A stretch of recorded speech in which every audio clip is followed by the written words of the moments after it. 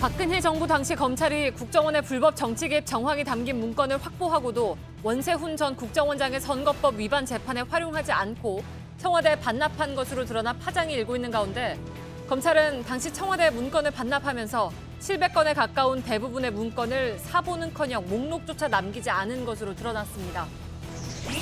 국산 헬기 수리온의 부실 비리 의혹을 수사 중인 검찰이 오늘 수리온의 부품 납품업체 5곳을 압수수색했습니다. 검찰 수사가 지난 정부 최고위층까지 이어질 것이라는 전망이 나오는 가운데 박근혜 전 대통령이 수리온의 결함을 알고도 묵인했다는 의혹이 제기됐습니다. 박근혜 정부 청와대가 세월호 참사 진상 규명을 위해 출범한 세월호 특조위 무력화를 공식 지시한 것으로 확인됐습니다. 최근 청와대에서 발견된 박근혜 정부 청와대 수석 비서관 회의 정리 문건에는 정부의 우호적인 언론을 활용해서 세월호 특별조사위원회를 무력화시키라고 지시하고 구체적인 계획까지 논의하는 내용이 들어있었습니다. 지난 2015년 국정원 휴대전화 감청 의혹 사건 당시 숨진 국정원 임모과장의 휴대전화 문자메시지에서 국정원이 감청 장비를 알고도 도입했으며 이를 정부에 신고하지 않은 사실이 파악됐습니다. 특히 해당 감청 프로그램 도입 과정에 미래부 산하기관인 국가보안기술연구소가 개입됐다는 의혹도 제기됐습니다. 공정거래위원회가 가맹 분야의 불공정 관행을 근절하기 위한 대책을 내놨습니다. 김상조 공정거래위원장이 뉴스룸에 출연해서 재벌 개혁 문제 등 각종 현안에 대한 이야기를 나눠보겠습니다. 폭우로 충북 청주 성남천이 범람하며 청주 산업단지 내 폐수 처리장이 침수돼 폐수 4천여 톤이 금강으로 흘러들어갔습니다. 환경당국은 금강물 취수 자제를 요청했습니다. 이번 장마철 집중호우 이후 현관문이 제대로 닫히지 않거나 건물 곳곳에 생긴 균열로 천여 명의 주민들이 불안에 떠는 곳이 있습니다. 어떻게 된 사연인지 잠시 뒤 밀착 카메라에서 전해드리겠습니다. 에너지를 쓰던 자동차가 수소로 에너지를 만드는 시대로 현대자동차. 시청자 여러분, JTBC 뉴스룸을 시작하겠습니다. 어제 저희 JTBC는 지난 2012년 대통령 선거 당시에 국정원의 선거 개입 정황이 담긴 문건을 검찰이 확보를 하고도 수사를 하기는커녕 바로 그 선거를 통해서 태어난 박근혜 정부 청와대에 원본을 통째로 반납했다는 단독 보도를 전해드렸습니다. 이 내용은 선거법 위반 혐의 등으로 원세훈 전 원장의 혐의를 입증할 수 있는 결정적인 정황 증거였는데 원 전 국정원장이 1심 재판을 받고 있던 바로 그때 재판에 활용하지도 않고 청와대에 그대로 돌려준 겁니다. 그런데 검찰이 청와대 715건의 원본을 반납하면서 사본은 불과 10여 건밖에 남기지 않은 것으로 드러났습니다. 그러니까 나머지 700건 가까운 문건은 사본은커녕 문건의 목록도 지금 검찰에 남아있지 않습니다. 검찰 내부의 조직적인 방해로까지 해석되는 대목입니다. 서복현 기자의 단독 보도로 시작하겠습니다. 검찰이 2012년 기도스 특검으로부터 넘겨받은 국정원과 경찰의 청와대 보고 문건은 715건입니다. 하지만 현재 숫자만 알 수 있을 뿐 전체 문건의 내용을 확인할 수 없습니다. 검찰이 2014년 5월 청와대에 문건 원본을 반납하면서 사본조차 거의 남기지 않은 겁니다. 사본은 고작 10여 건에 불과합니다. 더욱이 문건 제목을 정리한 목록도 남기지 않았습니다. 뒤이은 수사팀의 재수사나 원세훈 전 국정원장에 대한 정치 개입과 선거 개입 재판의 증거를 추적하는 길이 원천 봉쇄된 셈입니다. 검찰 내부에서도 압수물의 흔적조차 남기지 않은 건 이례적이라는 목소리가 나옵니다. 정치권에서는 검찰이 고의로 문건을 은폐하려 한 정황에 대해 진상조사가 필요하다는 주장이 제기되고 있습니다. 비협조를 넘어 사실상 검찰 내부의 수사 방해라는 의심을 들게 합니다. 검찰은 언론 등에서 제기된 문건 반납 정황에 대해 철저히 수사해야 합니다. 현재 국정원은 내부 데이터베이스 분석을 통해 당시 국정원이 작성해 청와대에 보고한 문건들을 추적하고 있는 것으로 파악됐습니다. JTBC 서복현입니다. 검찰이 반납한 국정원 문건의 상당수는 정치 개입, 선거 개입을 입증할 자료였던 것으로 전해지고 있습니다. 예를 들어서 2011년 10월 서울시장 재보선 대책 문건도 들어있었는데 서울시장 선거에서 여당 후보의 승리를 위해서 필요한 전략을 분석한 것이었습니다. 특히 당시 후보였던 박원순 현 서울시장과 손학규 당시 민주당 대표의 주변 인물 동향까지 파악했던 것으로 드러났습니다. 이희정 기자입니다. 지난 2011년 10월 26일 서울시장 보궐선거는 오세훈 당시 서울시장의 사퇴로 2달 만에 갑자기 치러졌습니다. 2011년 서울시장 선거는 곧바로 이듬해 총선과 대선으로 분위기가 이어질 수 있어서 정치권에는 초미의 관심사였습니다. 이때 국정원은 서울시장 선거에서 이기기 위한 이른바 재보선 필승 전략 문건을 작성했던 것으로 확인됐습니다. 서울시장 재보선 관련 대비 동향이라는 제목의 해당 문건에는 재보선 전에 서울 시민의 관심 이슈 강화로 민심을 회복해야 한다. 좌파들이 불신을 조장하고 있다 등의 내용이 담겨 있었습니다. 이미 18대 대선 전부터 원세훈 국정원장 체제의 국정원이 선거에 개입하고 있음을 보여주고 있습니다. 따라서 선거법 위반 혐의로 기소된 원 전 원장의 혐의를 입증할 핵심 정황 증거였습니다. 문건에는 또 특정 정치인에 대한 불법 사찰 정황도 담긴 것으로 나타났습니다. 당시 야권 대선 주자로 꼽혔던 박원순 당시 서울시장 후보의 동향이 보고됐고 민주당 손학규 대표의 경우 주변인들의 정보까지 수집했던 것으로 드러났습니다. 본인 외에 핵심 측근들의 내역까지 조사해 정리했던 겁니다. 당시 1심 재판에서 선거법 위반 여부를 놓고 치열하게 다퉜던 상황이었습니다. 국정원의 선거 상시 개입 정황 증거를 재판에 활용하지 않고 청와대에 몰래 반납했다는 건 직무유기가 아닌 수사방해에 가깝다는 지적이 나옵니다. JTBC 이희정입니다. 지금부터는 문재인 대통령이 이른바 적폐청산을 직접 지휘하기로 했다는 소식을 전해드리겠습니다. 노무현 정부 때 있었던 반부패 관계기관 협의회가 부활됐죠. 검, 경, 또 감사원과 국정원, 국세청까지 사정기관이 모두 참여하는 반부패 컨트롤 타워가 생긴 건데 그 책임자가 바로 대통령입니다. 문재인 대통령이 협의회 의장을 맡아서 반부패 드라이브를 직접 챙기기로 한 겁니다. 그런데 이런 문 대통령의 첫 표적은 바로 방산비리가 될 전망입니다.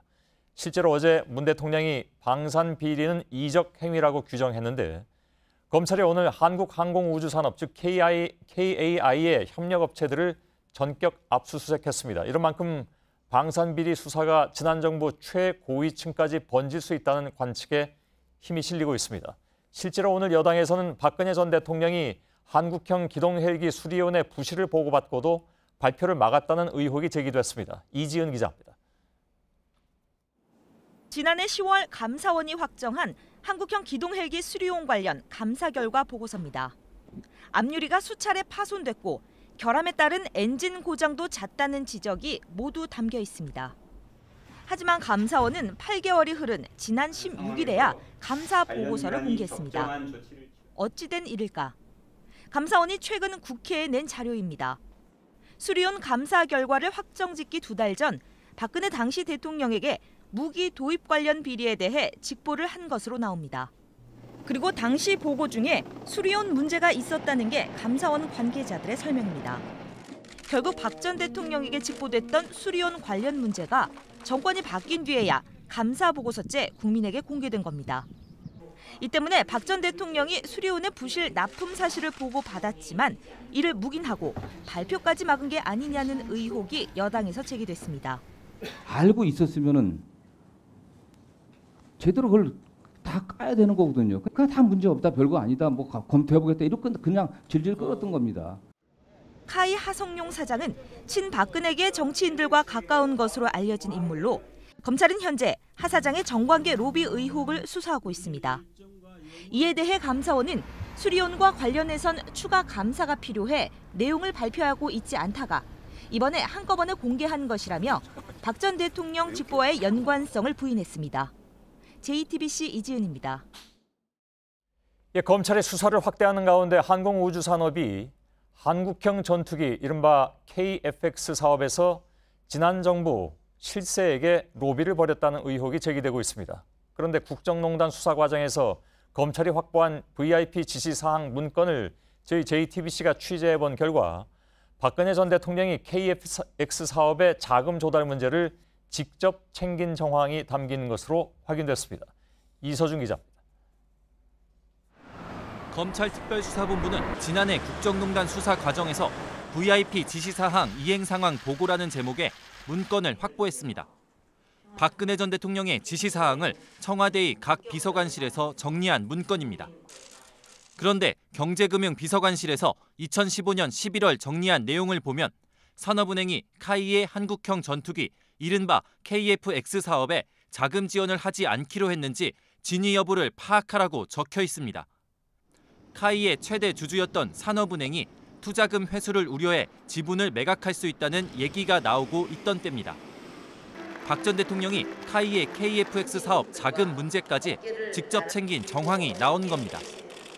방산비리 수사에 나선 검찰도 KF-X 사업으로 수사를 확대할지 여부를 저울질하고 있습니다. 박근혜 정부 실세 등이 KF-X 사업과 관련한 로비를 받았다는 의혹이 방산업계를 중심으로 제기되고 있기 때문입니다. 특히 VIP 지시사항 문건에 적힌 것처럼 박 전 대통령이 어떤 배경에서 KF-X 자금 문제를 챙겨보라고 지시했는지도 규명이 필요합니다. JTBC 이서준입니다. 결과에 따라선 파장이 상당히 커질 사건으로 보이는데 저희들은 계속 속볼 취재해서 보도해드리겠습니다. 세월호 참사는 늑장 대응과 구조 실패, 이후의 허위 발표와 부실 수사까지 박근혜 정부의 무능과 무책임을 고스란히 드러냈습니다. 이후에 여론에 떠밀려서 세월호 진상규명을 위해서 출범했던 것이 바로 세월호 참사 특별조사위원회죠. 그러나 박근혜 정부는 세월호 특조위와 내내 불편한 관계를 유지했습니다. JTBC 취재 결과 박근혜 정부 청와대가 세월호 특조위 무력화 지시까지 내렸던 것으로 확인됐습니다.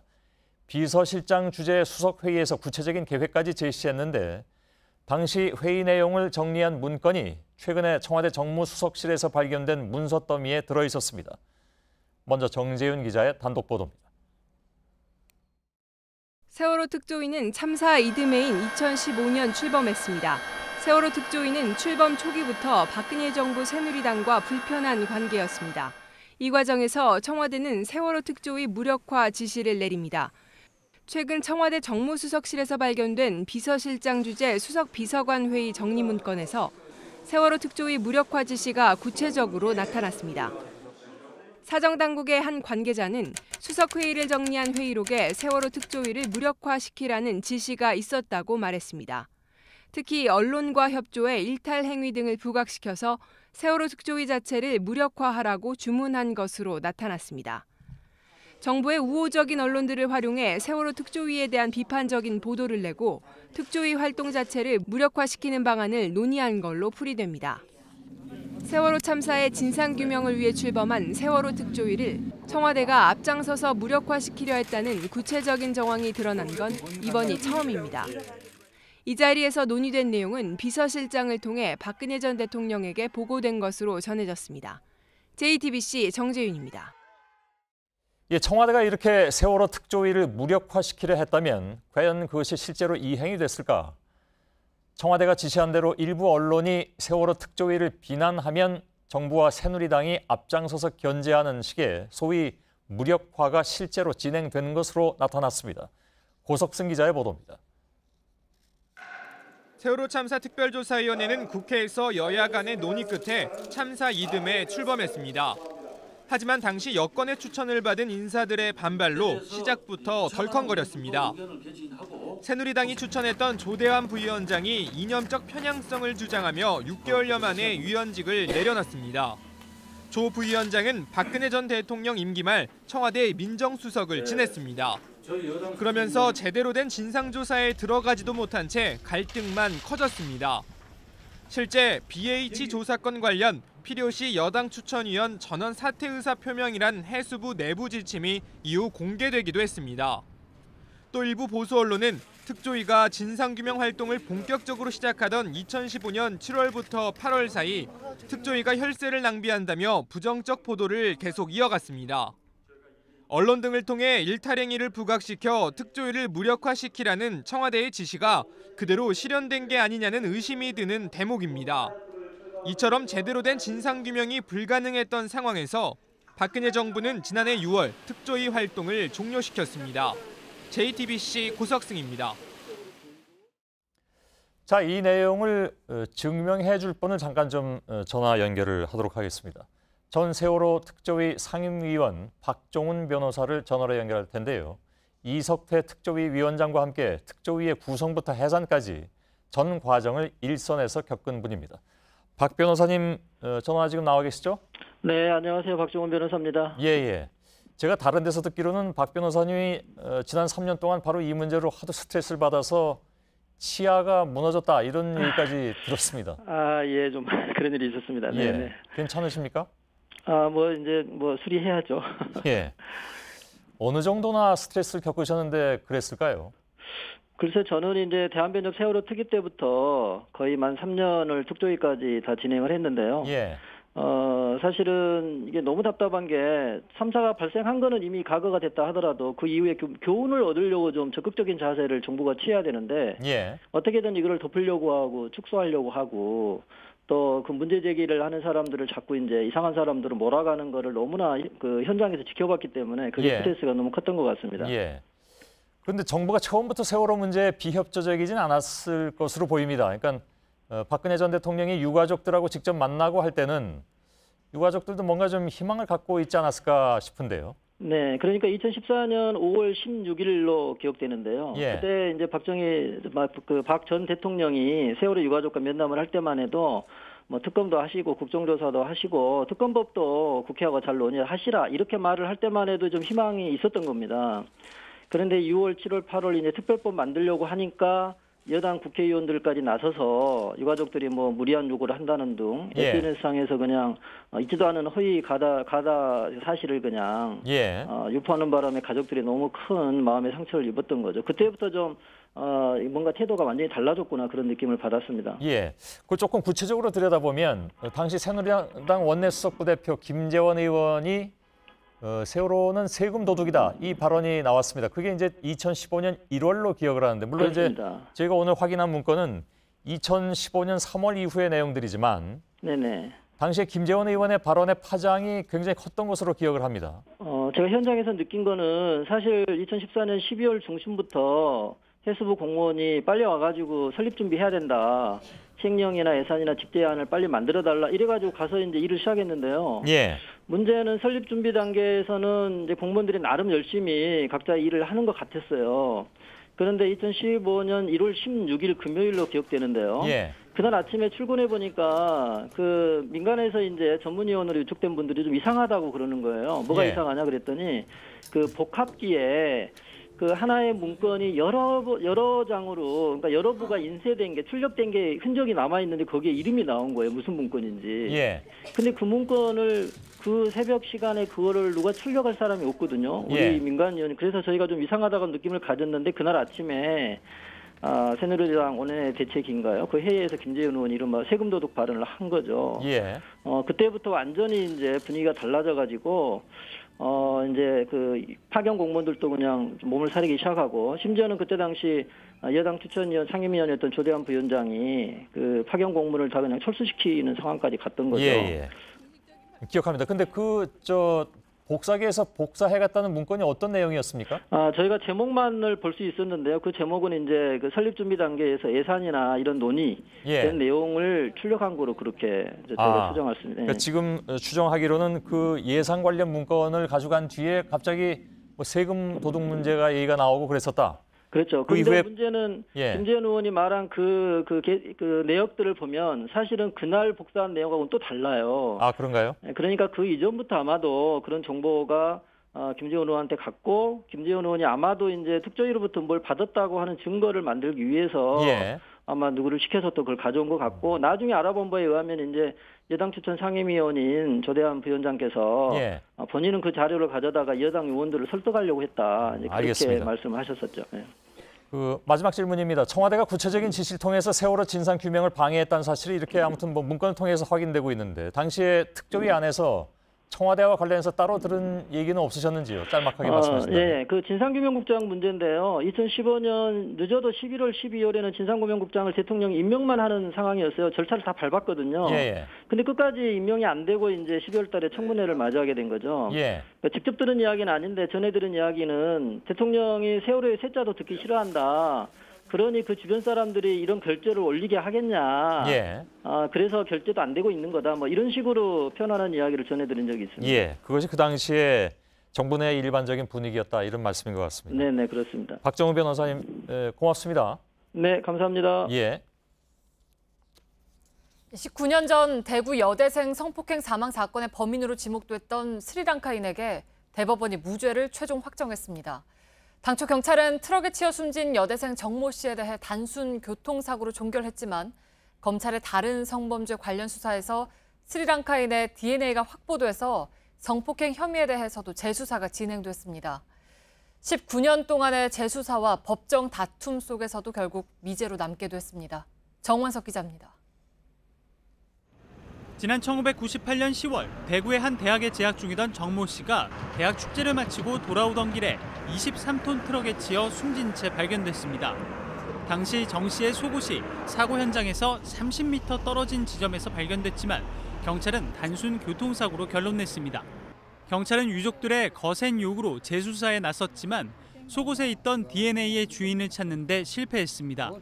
사건이 급물살을 탄 건 2013년 청소년에게 성매매를 권유한 혐의로 검찰 조사를 받던 스리랑카인 K씨의 DNA가 정 씨 속옷에서 나온 DNA와 일치하면서입니다.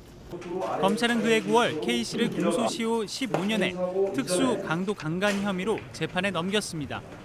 하지만 1심 법원은 혐의 증명이 부족하다며 무죄를 선고했습니다. 이후 검찰은 새로운 증인을 찾아 K씨와 스리랑카 동료 2명의 범행을 구체적으로 진술한 내용을 항소심 공소장에 담았습니다. 그러나 2심 재판부도 K씨의 강도 행위에 대한 증거가 부족하고 성폭행 가능성은 인정되지만 공소시효가 10년이라며 무죄를 선고했습니다. 오늘 대법원도 1심과 2심 재판부와 같은 결론을 내면서 K씨의 무죄가 확정됐습니다. 정 씨는 19년 만에 교통사고 피해자에서 성범죄 피해자임이 확인됐지만 가해자는 처벌하지 못했고 사건은 미제로 남게 됐습니다. JTBC 정원석입니다. 이달 초 경남 창원에 내린 기습폭우로 하천을 정비하던 노동자 3명이 물살에 휩쓸려 숨졌습니다. 그런데 책임 소재를 따지던 수사 과정에서 자살과 사고사가 이어졌습니다. 폭우가 5명의 목숨을 앗아간 사연을 배승주 기자가 취재했습니다. 지난 4일 오후 경남 창원엔 1시간 동안 37mm의 비가 쏟아졌습니다. 갑자기 내린 비로 창원 양덕천 물이 급격히 불었습니다. 마침 하천 정비 공사를 하던 노동자 4명 가운데 3명이 피하지 못하고 물에 휩쓸려 숨졌습니다. 곧 책임 문제가 불거졌습니다. 경찰은 공사를 맡은 하도급 업체 대표와 임원 51살 김모 씨를 불러 조사를 시작했습니다. 그런데 조사를 받고 나간 김 씨가 지난 11일 실종됐고 어제 마산항 인근 해상에서 숨진 채 발견됐습니다. 김 씨가 남긴 유서에는 업체 대표가 자신에게 책임을 떠넘긴다는 원망과 경찰의 강압 수사를 지적하는 내용이 담겨 있었습니다. 드라마나 나올 법한 그런 일, 딱 한 사람을 표적해가지고 그런 걸 받았대죠. 하지만 비극은 여기서 끝나지 않았습니다. 김 씨의 사촌형인 김무경이가 날이 저문 후에도 사촌 동생을 찾아 나섰다. 이곳에서 발을 헛디뎌 병원에 입원한 겁니다. 김경희는 2차례 큰 수술을 받았지만 결국 어제 숨을 거뒀습니다. 사촌끼리도 오가지도 못하고 똑같은데 말이네. 경찰은 강압 수사 의혹을 부인했습니다. 대신 업체의 불법 하도급 비리로 수사를 확대 중입니다. JTBC 배승주입니다. 경부 고속도로 7중 추돌 사고를 낸 운전자의 지난 석 달치 노동 시간을 취재진이 확인을 해봤습니다. 주 5일로 따져보면 하루 평균 14시간이 넘었습니다. 과도한 노동 시간을 허용하는 관련 법규를 개선하라는 목소리가 높습니다. 오선민 기자입니다. 지난 9일 경부고속도로에서 7중 추돌 사고를 낸 버스기사 김모 씨의 근무표입니다. 김 씨는 사고 전날 새벽 5시부터 주행을 시작해 밤 11시 반에 들어왔고 사고 당일엔 아침 7시부터 다시 운전대를 잡았습니다. 주 5일 근무로 계산할 때 최근 석 달간 하루 평균 14.2시간 근무한 셈입니다. 45명씩 싣고 다니는 버스가 하루에 10대가 사고 나면 450명 한 방에 날아가요. 버스가 사실은 시민들 목숨을 그냥 좌지우지하는 거예요. 제때 우편물을 배달해줘야 하는 집배원들도 마찬가지입니다. 네, 시간을 좀 단축시키려면 제가 어떻게 하나 다닐 수밖에 없어요. 저는 하루에 매일 한 70km 정도 거의. 고용노동부 실태조사 결과 집배원의 경우 새벽 5시 출근해 밤 9시 퇴근으로 연장 근로도 비일비재한 것으로 드러났습니다. 주 5일 근무로 볼 때 하루 평균 근무 시간이 11시간에 달한다는 분석도 나왔습니다. 과도한 근무는 고스란히 사회적인 비용으로 이어집니다. 최근 분신 자살한 원모 씨를 비롯해 올해만 자살한 집배원이 5명에 달합니다. 버스기사와 집배원 모두 노사 합의에 따라 주당 12시간 초과 연장 근로가 가능한 특례 업종입니다. 주무시다가 뭐 화장실을 가신다면 깨야 되고, 이렇게 부시럭거리면 깨야 되고, 그래야 되니까는 깊은 잠은 못 자요. 항상 이제 대기한다 그러나? 고용노동부는 특례 업종 26개를 10개로 줄이는 등 개선 방안을 검토하겠다고 밝혔지만 적극적인 대안이 필요하다는 지적이 나옵니다. JTBC 오선민입니다. 네, 그런가 하면 주 4일 근무제를 도입하겠다고 선언한 경상북도가 산하기관 채용 공고를 내는 등 본격적인 행보에 나섰습니다. 남는 임금 재원으로 새 사람을 뽑는 일자리 나누기 차원인데 기대와 우려가 교차하고 있습니다. 윤두열 기자입니다. 경북 지역 벤처기업을 지원하는 경북 테크노파크입니다. 얼마 전 직원 6명을 뽑는다고 공고했는데 그중 4명이 주 4일만 근무하는 조건입니다. 사무실 방 하나가 비어 있습니다. 현재 공고 중인 주 4일째 직원들이 채용돼 들어오면 함께 팀을 꾸려 일을 할 곳입니다. 위화감이 조성될까 봐 주 4일 근무자만 따로 모아 근무시키기로 한 겁니다. 경상북도는 올해 채용 계획이 있는 산하기관 전체에서 주 4일 근무자를 선발할 계획입니다. 월급은 기존 직원보다 20%가 줄어든 150만 원 안팎을 받게 됩니다. 아낀 돈으로 일자리 400개를 늘린다는 보관인데 공무원을 준비하는 사람들은 걱정이 많습니다. 미래를 생각해서는 저도 이제 가장이 되어야 될 사람이고 해서 그걸 생각해서는 조금 더 애매할 수도 있지 않을까. 기존 공무원의 우려도 큽니다. 주 4일제가 조금 더 출근하니까 그 부분은 이제 조금 비율대로 이제 감안해야 된다는 거죠.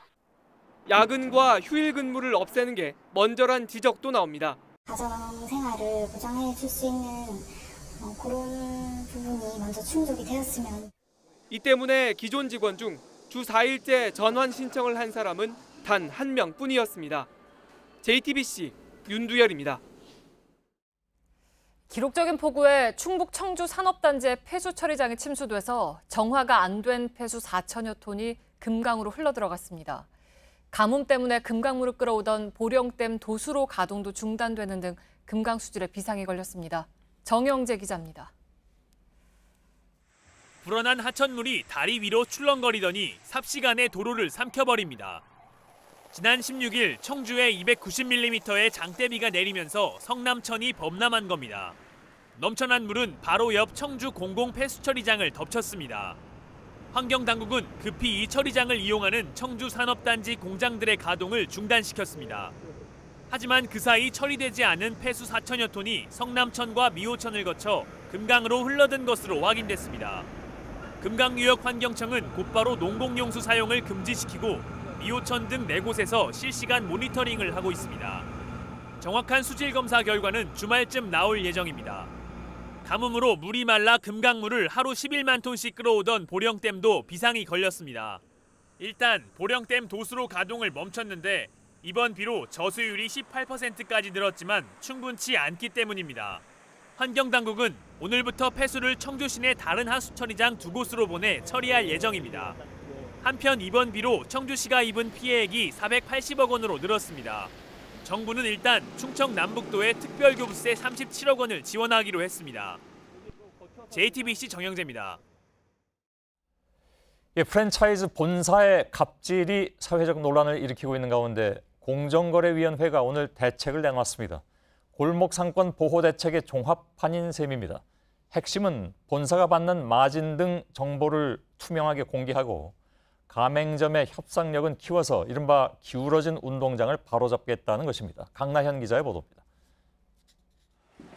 공정위가 발표한 대책의 핵심은 투명한 정보 공개입니다. 본사에 비해 가맹점이 가진 정보가 부족하다 보니 불공정한 행위가 반복돼도 바로잡기 어렵다는 판단에서입니다. 세상을 바꾸는 가장 근본적인 방법 중에 하나가 바로 정보 공개를 통해서 사회와 시장의 압력이 가해지도록 하는 방법일 거라고 생각합니다. 앞으로 본사는 납품업체에서 받는 리베이트를 비롯해 최근 논란이 된 치즈 통행세처럼 친인척 등이 납품에 관련 있는지도 공개해야 합니다. 피자나 치킨 등 주요 업종 가맹본부 50곳의 경우 필수 품목 구입 내역은 물론 마진 규모도 공정위가 직접 분석해 공개합니다. 가맹점 단체의 법적 지위를 강화하는 등 협상력도 키웁니다. 최저임금이 오르면 가맹점주뿐 아니라 본사도 부담을 나눌 수 있도록 표준 가맹 계약서를 개정하고 판촉 행사 비용 분담도 가맹점주의 사전 동의를 꼭 받아야 합니다. 본사 임원의 부도덕한 행위로 가맹점이 손해를 볼 경우 배상해주는 방안과 본사가 보복 행위를 하면 3배까지 징벌적 손해배상을 하는 대책도 포함됐습니다. 공정위는 또 부족한 감시 인력을 늘리기 위해 지자체에도 현장 단속 권한을 주겠다고 밝혔습니다. JTBC 강나현입니다. 공정거래위원회가 이렇게 프랜차이즈 갑질 대책을 내놨는데 당사자인 가맹점 운영 상인들과 프랜차이즈 본사는 어떻게 평가하고 있을까? 기대와 우려가 섞인 목소리를 전다빈 기자가 직접 들어봤습니다. 이른바 프랜차이즈 갑질은 각양각색입니다. 리모델링비가 너무 비싸요. 일반 사설 업체에서 리모델링을 한다고 치면은 100만 원이면 하는 거를 걔네는 200만 원을 불러놓고서 거의 90몇% 거의 마늘우레 같은 경우 같은 경우는 한 봉에 3만 원대인데 시중에는 좀 저렴한 거 많이 있더라고요. 공정위가 20가지가 넘는 종합 대책을 내놓은 배경입니다. 가맹점을 운영하는 소상인들은 공정위 대책을 반기면서도 본사 갑질을 실제로 막을 수 있을까 걱정합니다. 필수 물품을 공개하거나 가맹금 인하할 수 있는 방안을 강구를 해주면 크게 도움이 될 수 있는 부분입니다. 가맹본부에서 시행을 안 하면 또 그만 아닙니까? 아주 대찬성입니다. 구매회사의 납품가를 조사를 해야 되는데 과연 그까지 조사가 될까라는 의문이 듭니다. 이번에 발표한 대책만으로는 부족하다는 지적도 나옵니다. 상생력이 체결됐음에도 불구하고 이것을 준수하지 않는 행위를 벌칙 규정을 두어서 이 구속력을 확보해내는 것이. 하지만 프랜차이즈 본사들은 한국형 사업 모델의 특성을 간과한 대책이라고 말합니다. 국내 프랜차이즈가 로열티를 받는 프랜차이즈도 많지 않거든요. 필수 물품, 의무 기재 사항들 그런 부분들이 조금은 현실을 좀 반영을 했으면 하는. 공정위가 프랜차이즈 갑을 갈등을 어떻게 풀어갈지 주목됩니다. JTBC 전다빈입니다.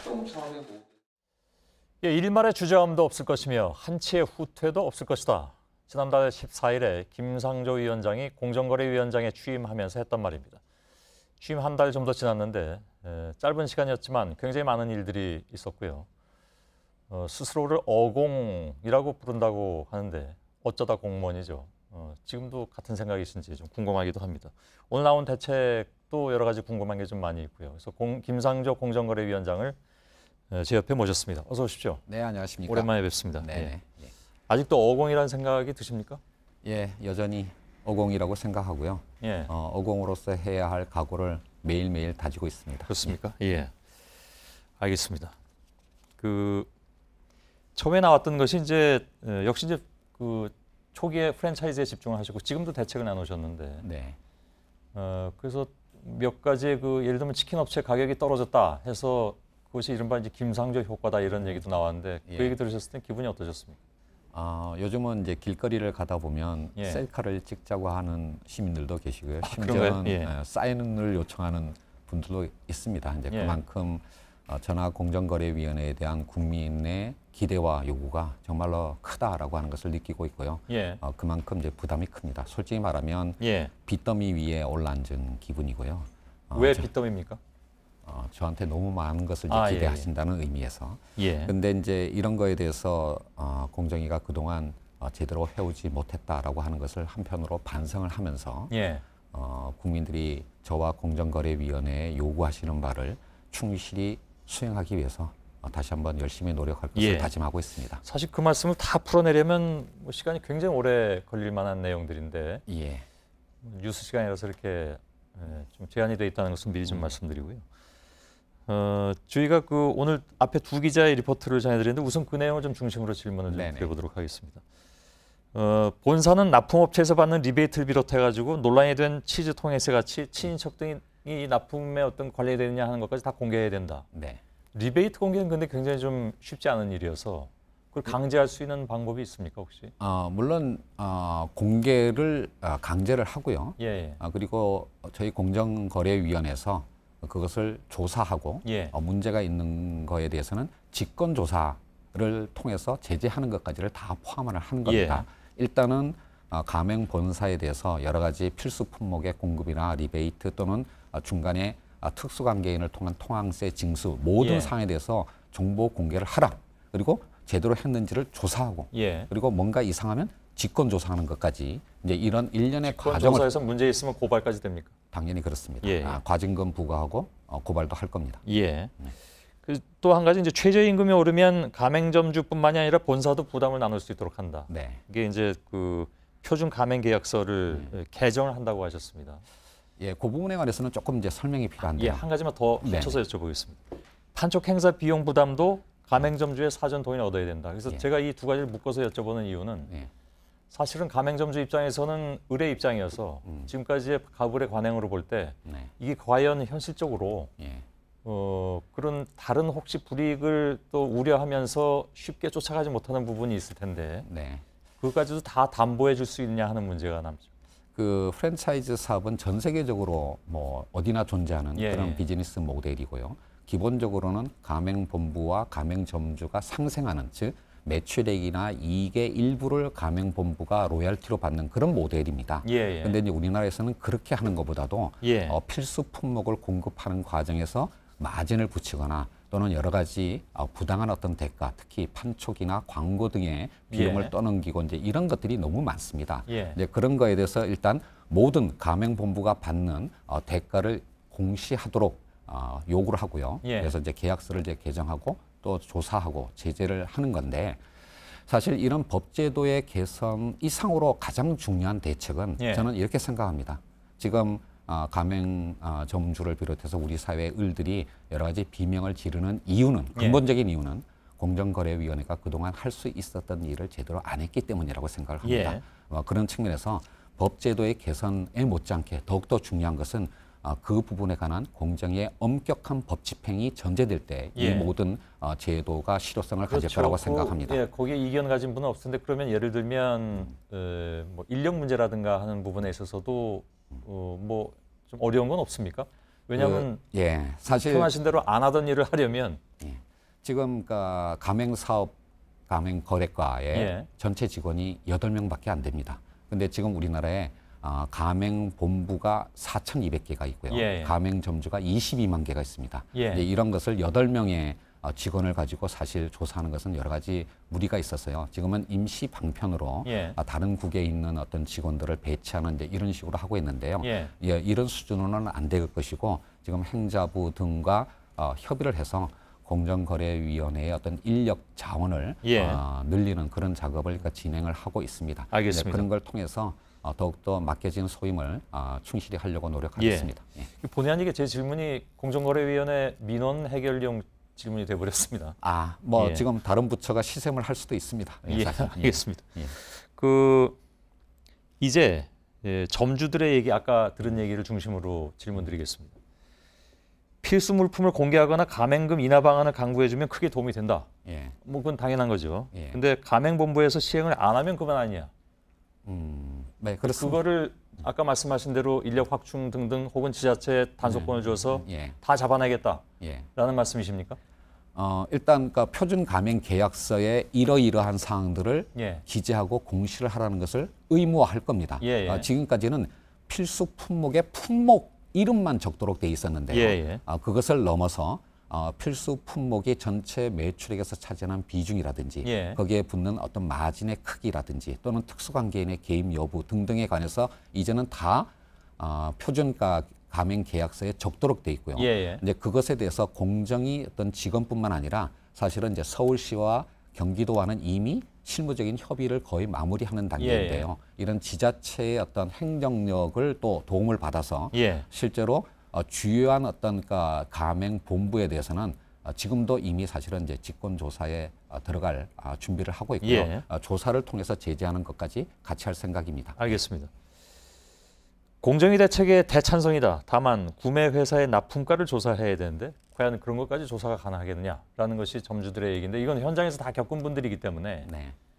그래서 더 와닿는 그런 얘기들이 있을 수가 있죠. 아마 공정위가 세종시에 앉아서 이 전국에 걸친 가맹점주들의 어떤 문제점을 다 예. 파기는 어려울 겁니다. 그래서 이제 거기에 대한 보완 대책도 포함을 했는데요. 예. 일단은 지금 가맹 사업을 하고 계시는 분들이나 특히 이제 사업자 단체의 대표들을 통해 가지고 예. 가맹 사업의 옴부즈만 제도를 시행할 겁니다. 다음 주에 저희들이 출범을 시킬 건데 예. 그분들을 통해서 현장의 목소리를 생생하게 들을 거고요. 예. 그다음에 또 공정거래 조정원에 이제 이런 거에 대한 어떤 분쟁 사건들이 들어오게 되는데 예. 사실 지난번에 미스터 피저 건의 경우에는 집단 민원이 2차례나 들어왔음에도 불구하고 공정위가 그 부분을 놓친 부분이 있었습니다. 예. 이제 이런데 이제 공정거래 조정원이나 또는 지방 사무소에 들어오는 민원의 동향, 이상 징후를 시시 각각 이렇게 파악함으로써 예. 공정위가 직권 조사하고 제도 개선하는 데 반영하는 그런 시스템도 구축할 생각을 예. 갖고 있습니다. 일단 인력도 있어야 되고 또한 더 중요한 건 지치지 말아야 되겠다는 생각을 일단 좀 갖게 됩니다. 지금 말씀하신 내용만 보자면. 근데 네. 아까 잠깐 나온 것 중에 이제 반론도 있습니다. 프랜차이즈 본사 쪽에서 얘기는 국내는 로열티를 받는 프랜차이즈가 별로 없지 않느냐. 네. 그래서 필수 물품 이게 그 필수 물품 의무 기재가 굉장히 좀 민감한 사항인 것 같은데요. 예. 이거는 좀 현실을 반영했으면 좋겠다라는 반론도 있었습니다. 그래서 그러니까 오늘 양보할 수 없는 문제죠. 오늘 발표한 내용은 사실은 주로 필수 물품 공급에 대한 정보 공개와 예. 그다음에 가맹점주들의 어떤 협상력을 높이는 방안을 중심으로 했는데요. 예. 보다 근본적으로는 우리나라의 이 가맹 사업의 비즈니스 모델이 필수 품목의 공급 과정에서의 마진을 중심으로 수익을 얻는 예. 그런 잘못된 구조로 돼 있습니다. 그래서 선진국처럼 이 가맹본부와 가맹점주 사이에 예. 매출액 또는 이익의 일정 비율을 로얄티로 받는 그런 보다 정상적인 비즈니스 모델로 예. 바꿔가는 것이 근본적인 해결책이라고 생각하고요. 그 부분에 관해서 저희들이 연구 검토해서 유도를 할 생각입니다. 예. 이런 대책들을 통해서 물론 이건 프랜차이즈점에 국한된 문제이긴 하지만 이런 대책들을 통해서 예를 들면 엊그제 발표된 최저임금 인상 폭에 대한 우려도 있고 기대도 있는데 자영업자들이 견뎌낼 수 있도록 할 수 있다 이런 말씀이실까요? 아니면 말씀드린 대로 프랜차이즈는 지금 일부분에 속하는 것이기 때문에 다른 자영업자들 같은 경우에도 이 최저임금 때문에 굉장히 압박을 받는 경우도 있는데 그건 어떻게? 우리 사회의 가불관계 문제가 나타나는 것이 크게 보면 4가지 영역이 있습니다. 예. 하도급 문제가 있고 가맹, 대리점, 그다음에 대규모 유통업 등이 예. 있는데요. 이 중에서 일단 공정거래위원회는 가맹 사업에 대해서 일단 집중을 하고 있는데 예. 조만간 하도급과 대리점 유통업에 대해서도 조사를 하고 대책을 준비를 하고 있습니다. 예. 이제 이런 과정을 통해서 최저임금 인상에 따른 어떤 부담을 일부는 단기적으로 한시적으로 정부가 재정을 통해서 지원하겠지만 예. 또 사실 근본적으로는 이 거래 당사자들 간의 상생 협력의 모델을 정착시킴으로써 예. 이것이 전체적으로 소득주도의 성장을 이끌어내는 그런 어떤 마중물이 되기를 기대하고 있습니다. 그 4가지 비합리적인 부분을 개선하는 데 대한 대책을 내놓는 어떤 그 캘린더가 있습니까? 그러니까 언제까지 뭘 내놓던가 이런 건 없습니까? 그러니까 일단 가맹 사업 다음으로는 하드업과 예. 대규모 유통업에 집중할 거고요. 예. 사실 대리점의 경우에는 작년 말에 법이 시행이 됐기 때문에 예. 아직 실태 조사가 안 돼 있어서 올해 말까지 대리점 부분에 관해서는 실태 조사를 통해서 예. 내년도에 개선 대책을 마련할 계획을 갖고 있습니다. 알겠습니다. 그래서 모든 것이 사실은 재벌 개혁 문제도 그렇고 이 갑을 관계 문제도 그렇고요. 예. 실태 파악을 통해서 준비가 되는 것부터 차근차근 이렇게 갈 생각입니다. 예. 네. 하도급 문제는 어차피 대기업 문제가 끼게 돼 있는데 네. 사실은 그 김상조 위원장께서 그 자리에 들어가셨을 때 물론 지금 다루고 있는 문제도 매우 중요하고 시급한 문제임에 틀림이 없죠. 근데 특히 대기업 문제에 있어서는 본인께서도 말씀하셨던 것처럼 나는 말랑말랑해졌다는 얘기를 듣고 있지만 사실은 그렇지 않다라고 말씀을 하셨는데 기다리는 사람들도 꽤 있는 것 같습니다. 왜 공정거래위원장으로 김상조 교수가 들어갔는데 대기업 얘기는 여태까지 하나도 안 나오고 있느냐. 오히려 대기업을 다독거리는 얘기만 하고 있다. 라는 얘기도 나오더군요. 그 재벌 개혁의 정책 대상은 크게 보면 목적은 두 가지인데요. 하나는 경제력 집중 억제이고 또 하나가 소유 지배 구조 또는 어떤 사익 편취 부분이라고 할 수가 있습니다. 제가 조금 기다리겠다고 한 것은 경제력 집중 억제 파트 쪽입니다. 우리나라 30대 재벌을 얘기하지만 4대 재벌이 그것의 절반을 차지하는 것이니까요. 좀 더 범위를 좁혀서 4대 그룹의 자발적인 변화를 기다리겠지만 남은 시간이 많지 않다라고 하는 경고도 이미 보내드렸고요. 다만 그 지배구조 개선, 특히 사익 편취 부분에 관해서는 이미 일감 몰아주기에 관한 일정한 정도의 실태 분석을 거의 마쳤습니다. 아마 조만간 공정거래위원회 대상 기업을 늘렸다는 건 저희가 다 들었습니다. 아니요, 법적인 차원에서뿐만 아니라 그중에 문제가 될 만한 일감 몰아주기의 실태 분석을 이미 마쳤습니다. 사실. 그래서 아마 조만간 조치가 있을 거라고 생각을 합니다. 어떤 방향으로 조치가 나올 것 같습니까? 그러니까 일감 몰아주기를 통해서 부당한 이익을 얻고 그걸 통해서 영세 소상공인이나 또는 중소기업에 피해를 끼치는 생태계 파괴를 가져오는 것이 일감 몰아주기의 폐해입니다. 그 부분에 관해서 지금 공정거래법에 있는 조항을 가지고 조사하고 제재를 하는 것을 통해서 이 기업의 어떤 생태계를 복원하는 노력은 이거는 경제력 집중 문제와는 달리 엄격하게 법을 집행할 생각입니다. 알겠습니다. 경제력 집중 문제는 한 가지만 질문 더 드리겠습니다.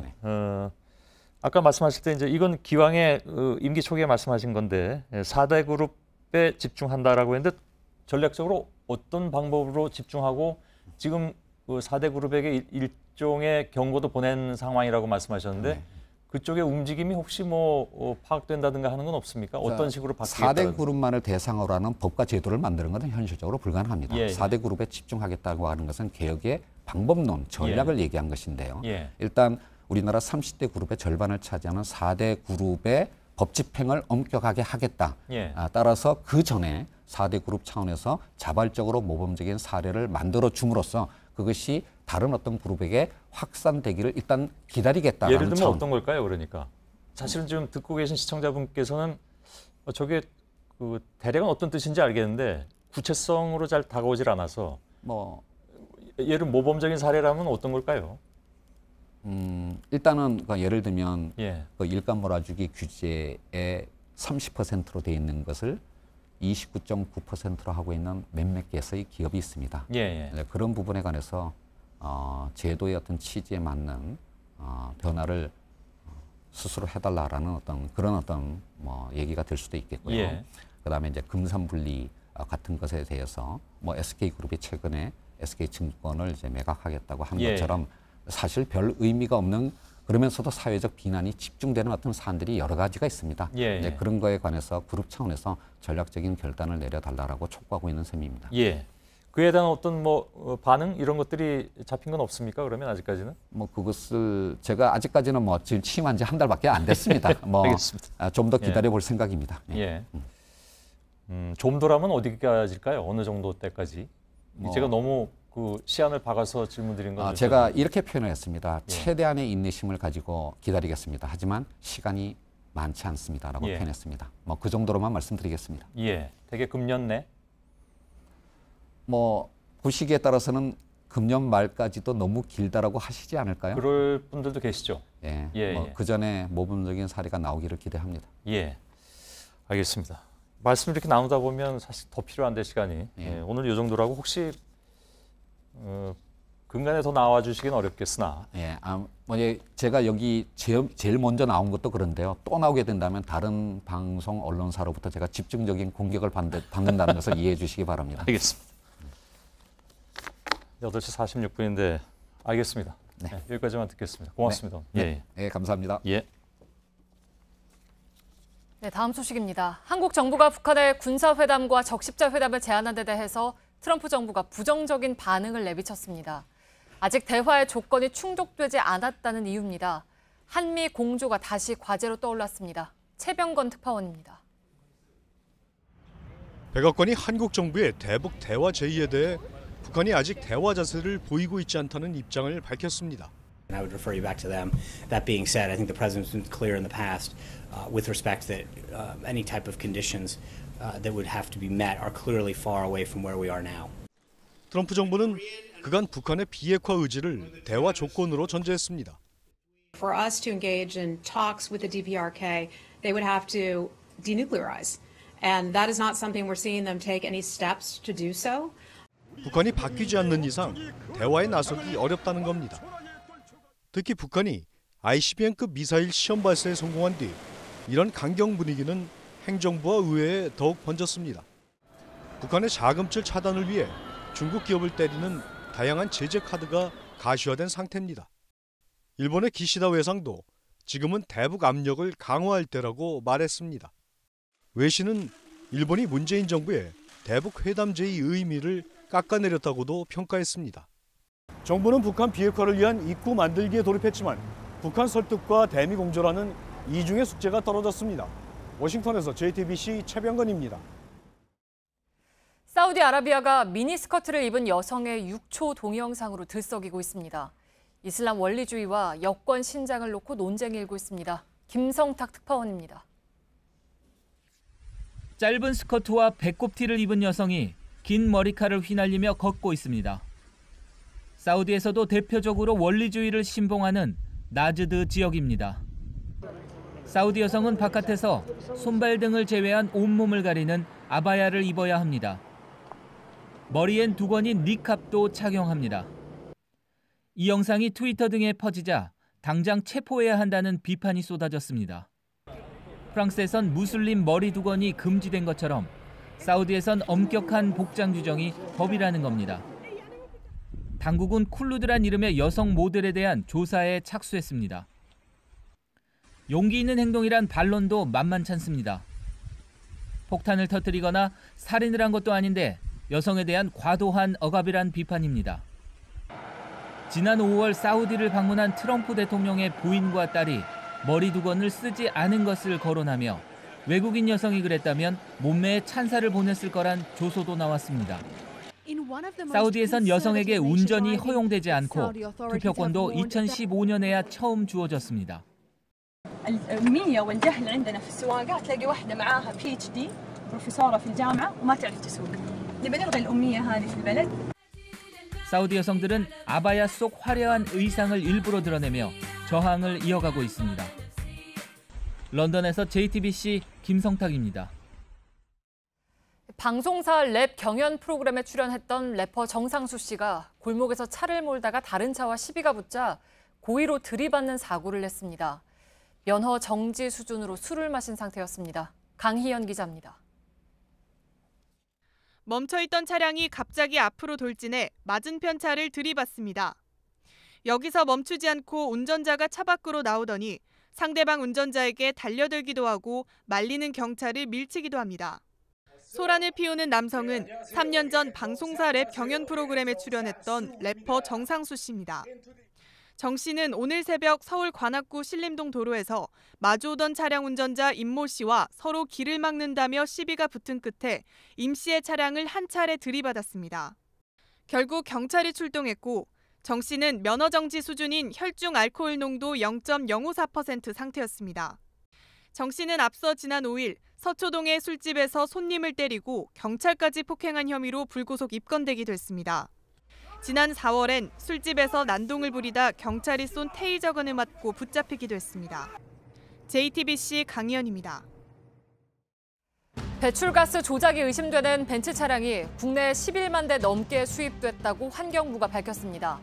환경부는 독일 정부와 함께 배출가스 조작 여부를 모니터링하는 방안을 추진할 예정입니다. 환경부가 매연 필터와 배출가스 재순환장치 결함으로 질소 산화물 등의 배출 허용 기준치를 초과한 현대 투싼과 기아 스포티지 2.0 디젤 차량 21만여 대의 리콜 계획을 승인했습니다. 투싼은 2013년부터 2015년 사이에 제작된 7만 9천여 대, 스포티지는 2012년부터 2015년 사이에 제작된 13만 8천여 대입니다. 평생 결혼을 안 했거나 배우자와 사별하고 혼자 사는 노인이 치매에 걸릴 위험이 더 높다는 연구 결과가 나왔습니다. 영국 UCL 의대 소머레드 박사팀은 사회적 교류가 뇌에 자극을 줘서 뇌 기능 손상에 대처하게 하는데 혼자 사는 노인은 사회적 교류가 줄면서 치매에 잘 걸린다고 분석했습니다. 지난주 남극에서 생성된 A68로 알려진 거대 빙산이 바다 쪽으로 표류 중이라고 BBC 방송이 보도했습니다. 최근 위성에 찍힌 사진을 보면 경기도 면적 절반가량인 A68 빙산과 이를 낳은 빙봉 사이의 간격이 넓어지고 있습니다. 과학계는 A68이 남극 외달해에서 대서양 쪽으로 이동할 것으로 분석했습니다. 네, 지난달 가뭄으로 우리나라도 곳곳에서 산불이 났었죠. 화재로 어려움을 겪고 있는 유럽 발칸 국가들은 급기야 국제사회에 도움을 청했습니다. 북미 대륙에서는 열흘 넘게 산불이 이어지고 있습니다. 연지환 기자입니다. 시뻘건 불길이 수목을 집어삼키고 검은 연기는 발칸반도의 하늘을 뒤덮었습니다. 화재 진압에 어려움을 겪던 몬테네그로 정부가 유럽연합에 지원을 요청했습니다. 군대까지 동원했지만 역부족입니다. 지금까지 100여 명의 관광객이 대피했고 16명은 병원으로 옮겨졌습니다. 화재 때문에 물과 전기 공급이 끊겼던 크로아티아에서도 국제사회에 지원을 요청하는 방안을 검토하고 있습니다. 자욱한 연기를 뚫고 소방항공기가 소화액을 뿌려보지만 힘에 부칩니다. 불기둥 앞의 주택들은 속수무책입니다. 폭염과 산불에 시달리고 있는 미국 남서부 지역에 이어 캐나다 서부에서도 산불이 열흘 넘게 계속되고 있습니다. 주 정부는 비상사태를 선포했습니다. 서울 면적 3배가 넘는 18만 헥타르를 태웠고 주민 4만 명은 긴급 대피했습니다. Those flames are like 30 feet high. And I thought I wasn't actually going to get out that one time because it was all around me. 강풍까지 더해져 상황은 악화일로입니다. 세계적인 고온과 가뭄 현상에 지구 곳곳이 산불에 노출되고 있습니다. JTBC 연지환입니다.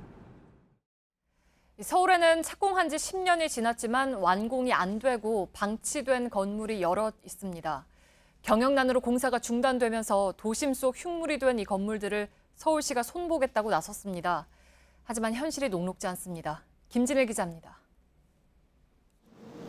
지하철 승강장 위를 붉은색 철골과 콘크리트가 덮고 있습니다. 군데군데 녹이 슬고 천정엔 구멍이 뚫려 빗물이 흥건합니다. 10층짜리 건물로 추진되다 5층에서 멈춰버린 서울 노원구 창동역 민자 역사입니다.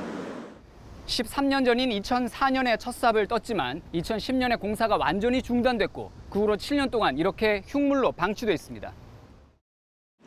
관악구 신림역 사거리엔 12층짜리 건물이 앙상한 골조만 드러내고 있습니다. 2006년에 착공했다가 시공사가 3년 만에 부도난 뒤 10년 넘게 방치돼 있습니다. 저희 동네 흉물인 것 같아서 뉴스에도 몇 번 나온 것 같은데 차라리 나는 부셨으면 좋겠어요. 서울시가 그동안 도심 흉물로 방치되어 온 장기 미완공 건물 정비에 나서기로 했습니다. 모두 11개 건물을 대상으로 조만간 정비 계획 수립을 위한 용역을 발주할 예정입니다. 하지만 현실은 만만치 않습니다. 2013년 지자체가 개입할 법적 근거는 마련됐지만 사업장마다 각종 비리와 시공사 교체, 소송 등이 복잡하게 얽혀있기 때문입니다. 그렇다고 예산을 투입해 매입할 수도 없습니다. 서울시는 이번 조치가 도심 흉물 해결을 위해 첫 발을 뗀 수준이라고 설명했습니다. JTBC 김진일입니다. 지난 주말에 올스타전을 마친 프로야구가 오늘부터 후반기 열전에 들어갔습니다. 홈런왕 경쟁에서는 SK 최정 선수가 선두를 달리고 있습니다. 온누리 기자입니다. 4회 말 두산 선발 보우덴의 공이 SK 최정 등에 맞습니다. 우리 프로야구에서 가장 많은 201번째 몸에 맞는 공입니다. 최정이 유독 사구가 많은 건 홈런과 관련이 깊습니다. 전반기에 홈런 31개를 때린 최정은 지난 시즌에 이어 2년 연속 홈런왕은 물론 시즌 50홈런 달성까지 노립니다. 우리 프로야구 역사에서 시즌 50홈런 이상을 친 선수는 이승엽과 심정수, 박병호 3명뿐인데 최정도 도전에 나선 겁니다. 투수들은 홈런 타자를 경계하기 위해 몸쪽 가까운 공을 많이 던지는데 최정은 홈런을 칠 때 무게중심을 뒤에 두고 방망이를 휘두르는 스타일입니다. 공을 피하면 타격 자세가 무너지는 만큼 최정은 물러서지 않고 버텨 진기록을 세웠습니다. 때문에 현역 선수 중에선 한국과 미국, 일본, 대만 등 4개국을 통틀어 몸에 맞는 공이 가장 많습니다. 홈런왕 경쟁에 필연적으로 따라온 몸에 맞는 공 기록까지. 최정의 도전에 후반기에도 야구 팬들은 즐겁습니다. JTBC 온누리입니다.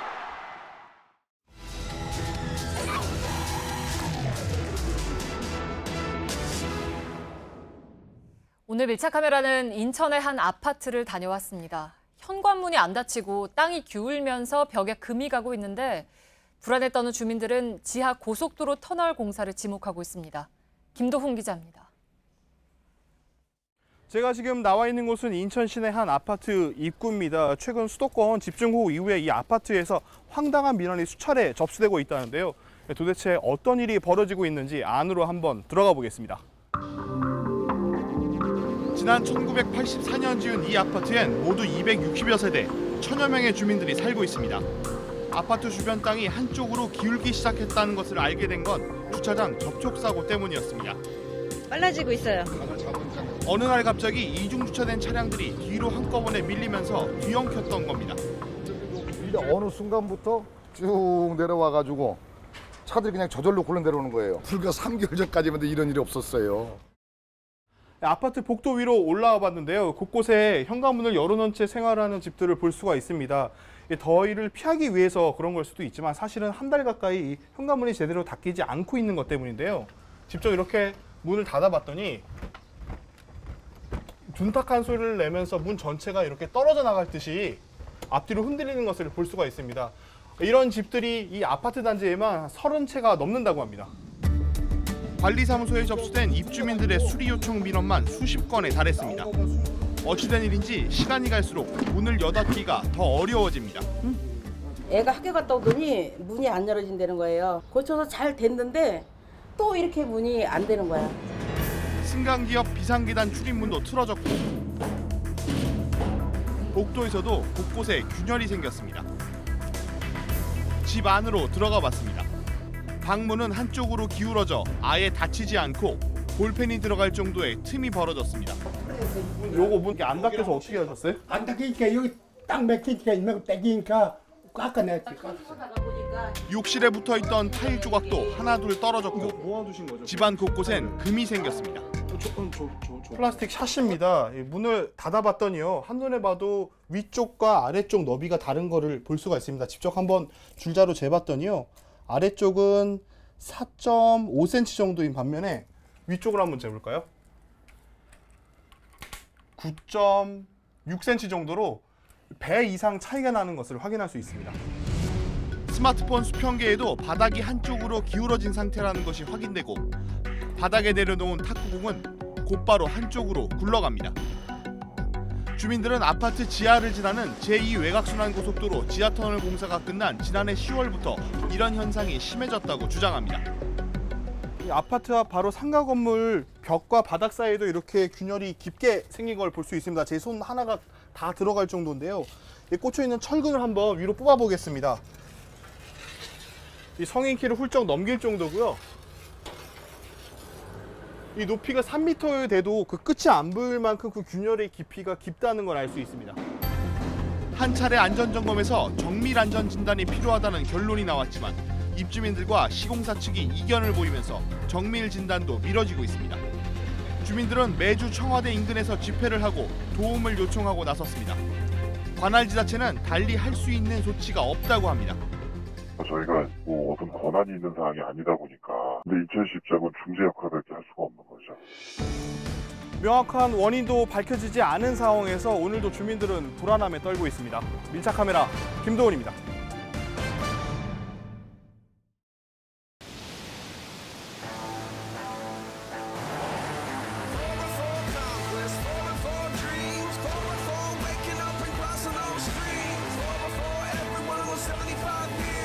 That's how we say cheers.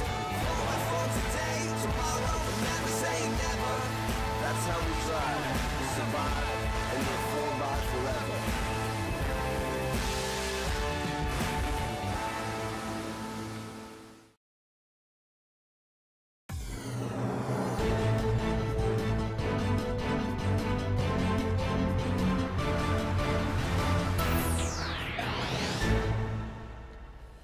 예, 뉴스룸의 앵커 브리핑을 시작하겠습니다.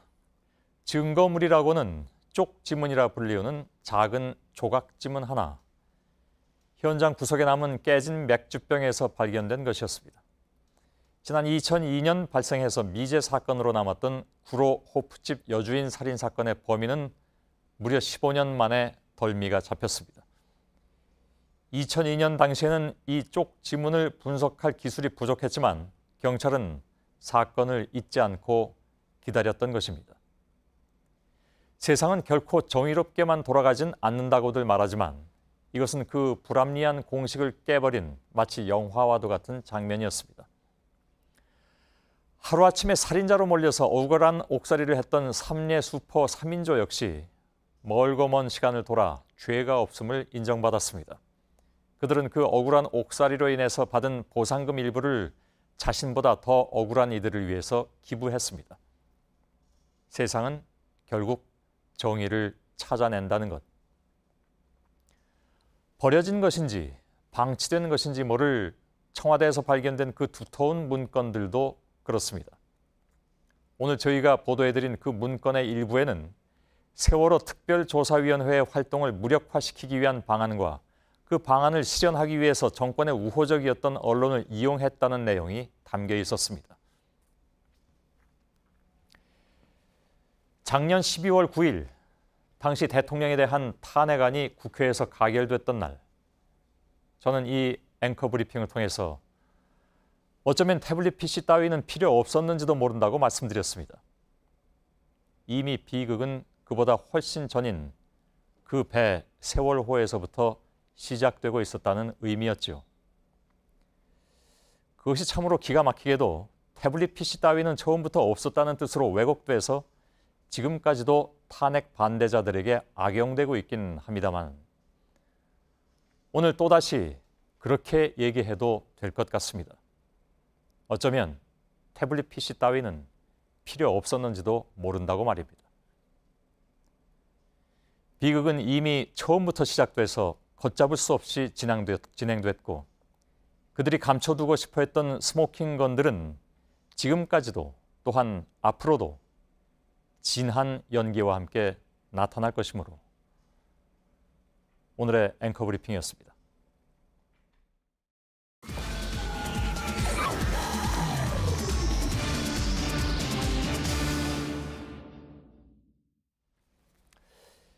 예, 어제 저희 뉴스룸에서는 지난 2015년 국정원의 스마트폰 감청 의혹 사건, 즉 민간인 사찰 의혹 사건 당시에 자신이 몰던 마티즈에서 숨진 국정원 임모과장의 휴대전화를 입수해서 복원된 내용을 전해드렸습니다. 임 과장의 통화 목록과 문자 메시지 곳곳에서는 민간인 사찰 의혹이 제기된 감청 프로그램 도입에 국정원이 조직적으로 개입한 정황이 담겨 있었습니다. 그런데 당시 국정원은 단순히 프로그램뿐만이 아니라 감청 장비까지 도입하면서도 정부에 통보하지 않은 사실이 드러났습니다. 국정원은 해당 감청 장비를 지난 2014년 지방선거를 앞두고 석 달 동안 가동했습니다. 이선화 기자입니다. 2014년 7월 30일 나나테크 허성구 이사가 국정원 임모과장에게 문자를 보냅니다. 장비를 가지러 가려고 하는데 괜찮냐고 물은 뒤 인수인계가 편하게 항목별로 번호를 붙여달라고 말합니다. 임 과장은 바로 준비해놓겠다고 답합니다. 대화에 등장하는 장비는 TNI라는 감청 장비로 대상자가 와이파이에 접속만 해도 악성 코드를 심을 수 있습니다. 국정원이 지난 2014년 지방선거를 앞두고 나나테크로부터 장비를 받아 석 달간 시범 운용한 뒤 반납한 상황이 담겨 있는 겁니다. 그런데 이 과정에서 국정원이 감청 장비라는 걸 알면서도 정부에 통보하지 않아 현행법을 위반했다는 지적이 나옵니다. 통신비밀보호법상 감청 설비를 수입해서 사용할 경우 미래부 장관의 인가를 받도록 되어 있습니다. 국가기관이라 할지라도 정보위의 통보 절차를 거쳐야 합니다.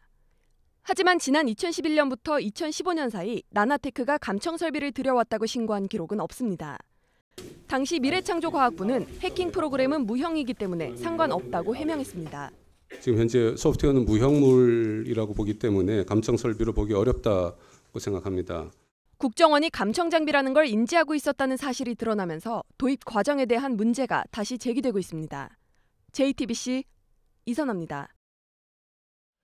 문제의 감청 프로그램 도입 당시에 임 과장 휴대전화에는 국정원뿐만이 아니라 또 다른 국가연구기관이 등장합니다.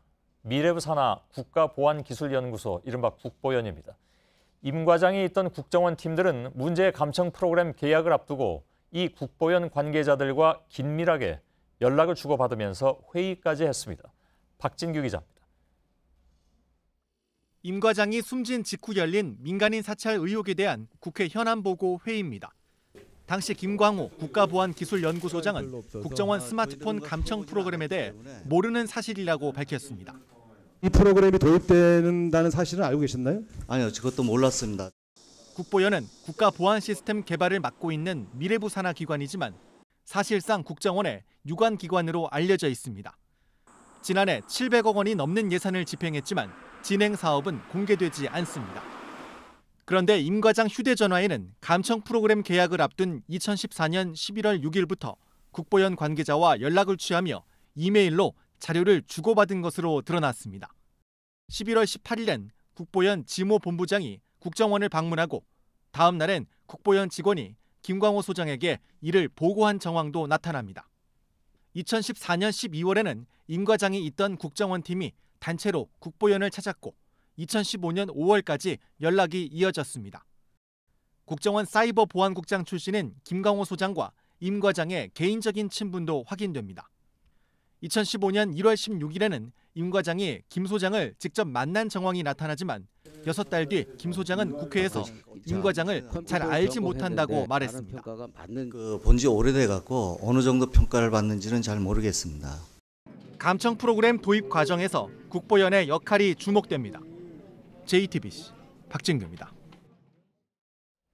예, 국정원이 이 감청 프로그램을 도입한 시기를 전후해서 등장하는 이 국가보안기술연구소 국보연, 어떤 곳인지 대중한테는 별로 이렇게 알려져 있지 않고 또 국보연이 여기에 개입한 것이 어떤 의미를 갖는 것인지가 또 중요해 보입니다. 취재 기자와 한 걸음 더 들어가겠습니다.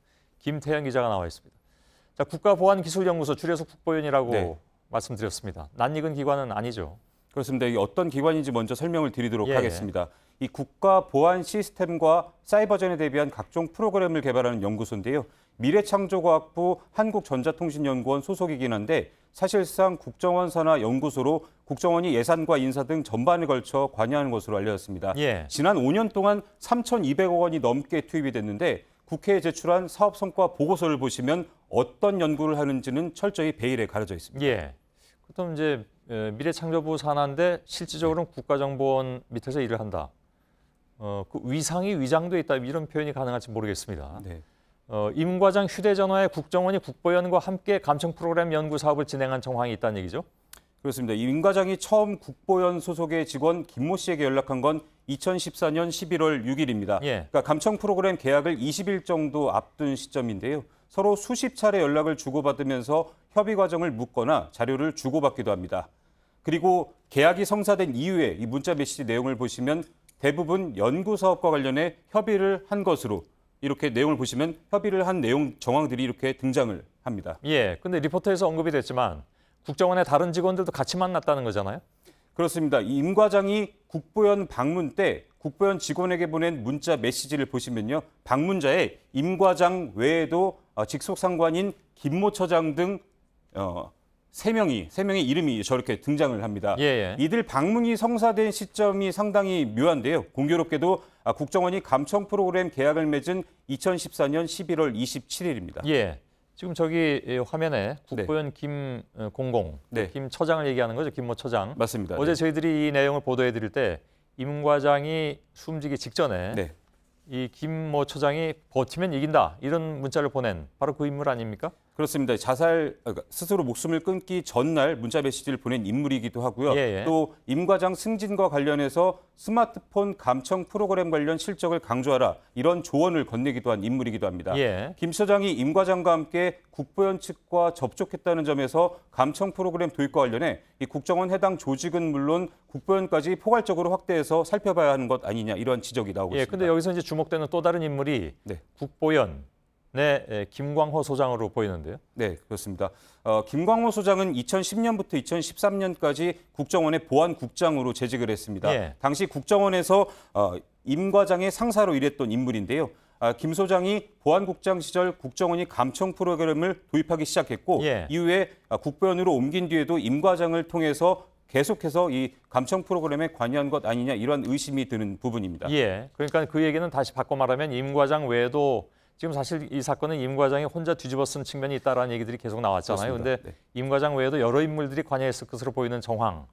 이렇게 볼 수가 있다는 얘기인데 그런데도 임 과장에게만 책임을 돌리는 국정원의 해명은 납득이 어렵다. 이런 얘기가 될 수밖에 없군요. 그렇습니다. 2015년 7월 임 과장의 사망으로 국정원은 더 이상의 진상 파악은 어렵다는 입장을 지금까지도 고수해오고 있습니다. 하지만 앞서 앵커께서 말씀하신 대로 임 과장 외에도 직속 상관인 김 차장을 비롯해 이 복수의 국정원 관계자들이 감청 프로그램 도입과 운영에 관여한 정황이 계속해서 나오고 있습니다.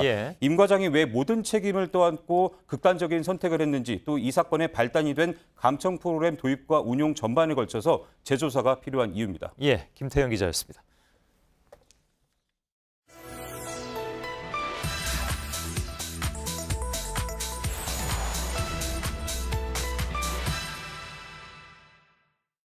네, 최저임금이 올라서 아르바이트생이 구급 공무원보다 더 많은 급여를 받게 됐다. 오늘 소셜미디어를 중심으로 화제가 된 내용입니다. 이와 관련한 보도들도 나오고 있어서 과연 사실이냐 이런 의문이 커지고 있습니다. 이게 합리적인 주장인지 무리한 비교인지 팩트체크가 확인을 해봤습니다. 오대영 기자, 언뜻 듣기에는 좀 현실성이 떨어지는 내용 같은데 어떻습니까? 네, 최저임금이 인상이 돼서 시간당 7,500원을 넘어서게 됐습니다. 이걸 월 단위로 환산을 해보면요. 157만 3천 원이 됩니다. 법정 근로시간 209시간이 기준인데요. 그리고 구급 1호봉의 현재 기본급은 월 139만 5천 원입니다. 같은 시간 동안 근무를 한다고 가정을 하면 최저임금이 적용되는 아르바이트생의 급여가 구급 공무원의 기본급보다 많아지게 된다. 이런 주장입니다. 그러니까 이렇게만 놓고 보면 단순하게 보면 맞는 얘기 같은데요. 네, 그런데 표면적으로 보면 그런데요. 단정하기는 이릅니다. 왜냐하면 지금 말하고 있는 최저임금은 2018년 기준입니다. 반면에 구급의 기본급은 2017년의 금액입니다. 시점이 다른데 다른 시점을 놓고 비교가 되고 있습니다. 내년도 공무원의 급여는 하반기에 정해집니다. 그 인상폭까지 봐야 같은 시점에 비교가 가능합니다. 일단 최근 4년간의 추이를 쭉 살펴보면 구급 기본급이 최저임금에 비해서 10여만 원 많았다가 점차 줄어서 올해 4만 원 정도로 좁혀진 걸 확인할 수가 있습니다. 네, 어쨌든 이제 이번에 최저임금이 16.4%가 올랐잖아요. 공무원 급여도 좀 큰 폭으로 오르지 않는 이상 역전이 일어날 수가 있다는 거군요. 네, 지금까지는 기본급을 중심으로 설명을 드렸는데 인사혁신처의 설명을 들어보니까 이게 기본급만으로 비교하는 것은 정확하지 않다라는 입장을 들을 수가 있었습니다. 매월 고정적으로 지급되는 직급보조비라는 개념이 있는데 이걸 포함해야 최저임금과 동일한 비교가 가능하다는 건데 금액이 월 12만 5천 원이었습니다. 올해 기준으로. 그래서 이걸 반영하면 이렇게 됩니다. 올해 구급 1호봉의 급여가 올라가서 월 152만 원이 됩니다. 공무원의 급여 인상의 기준이 이렇습니다. 민간 부문과 적절한 균형을 이루도록 노력한다라는 건데요. 이에 대해서 인사혁신처는 내년의 인상폭이 올해 수준, 올해가 3.5% 인상됐는데 이 수준만 되면 역전 현상은 없을 것으로 전망을 하고 있었습니다. 네, 하반기까지 좀 지켜봐야겠고, 근데 공무원들은 기본급 외에도 여러 수당들을 받지 않습니까? 그렇습니다. 가족 수당이 있고요. 초과 근무 수당, 명절 상여, 성과 상여 이런 것들이 있습니다. 기본급과 직급 보조비 외에 지급되는 항목들입니다. 그런데 이건 개인마다 또 직급에 따라서도 근무 형태에 따라서 충분히 차이가 있을 수 있기 때문에 일률적으로 말씀드릴 수가 없습니다. 이걸 다 제외하고 누구에게나 매월 똑같이 지급되는 항목, 대표적으로 정액급식비만 보겠습니다. 월 13만 원인데요. 이걸 포함하면 고정 월 급여는 최소 이걸 다 합치면 165만 원이 넘어서게 되는데 따라서 아르바이트생과 구급 공무원의 격차가 줄어든 건 맞지만 역전됐다라는 주장은 사실로 보기가 어렵습니다. 네, 사실 이 외에도 뭐 취업의 안정성이나 이런 것들은 환산하기 어려운 것들이 있고 또 이런 걸 더 중요하게 여길 수도 있을 테니까요. 그렇습니다.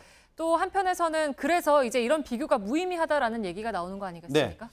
최저임금의 인상폭을 놓고 찬성하는 쪽도 있고요. 반대하는 쪽도 나름의 이유와 또 논리와 입장이 분명히 있습니다. 네. 따라서 건전한 공론화 방식으로 이를 풀어나가야 하는 것이 우리 사회의 숙제인데요. 그런데 이 파트타임 아르바이트와 정규직 공무원의 급여를 단순 비교하는 논리가 과연 최저임금 문제의 핵심인가에 대해서 많은 전문가들이 우려를 표했습니다. 그리고 세세한 금액으로 따져본 저희 취재의 결론도 마찬가지였습니다. 네, 팩트체크 오대영 기자였습니다.